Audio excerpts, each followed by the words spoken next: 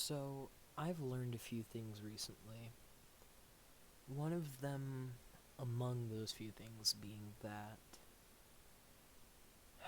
our desire as humans to be useful, be needed in any sort of way, goes back to the primal days of our existence when we were hunter gatherers and everybody was expected to pull their weight, and if not, they would either be shunned or die.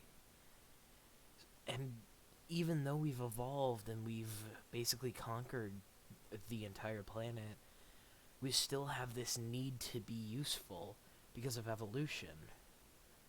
So, just don't let other people tell you how you can be useful. Do what you want to do, and know that you will always be helpful, you will always be useful to someone with what you do. Obviously, if it's something like murder, it's the exact opposite, so don't freaking kill people. I think that's pretty clear cut. But if there's something that you like to do, like if you're an artist like me, and you feel like you're not enough, just remember, you are. You are useful. You are helpful. You deserve to be here. No matter what else you think, you deserve to be here. You deserve to put in your part. We all have a legacy. Even if you think you don't, even if you can't accomplish something you really wanted to, one day you'll have a kid, more than likely, and they may have a kid who does the exact same thing and succeeds. And now you know that your legacy is to have somebody else who will do the work for you. That doesn't mean your life didn't have purpose. That means you'd have your own purpose that you have made now. Obviously, if you're not going to have a kid, your legacy will end with you, so I'd say make it count. I'd say strive as hard as you can to do what you want to before you die. Just let that be a life lesson. And following that, the stuff that goes on in the world today, especially among, and I know this is going to sound dumb to you because I'm guessing most of my audience is around my age, social media does not dictate your life. It doesn't tell you what to do. Just because you see a trend of people shooting people doesn't mean you should follow it.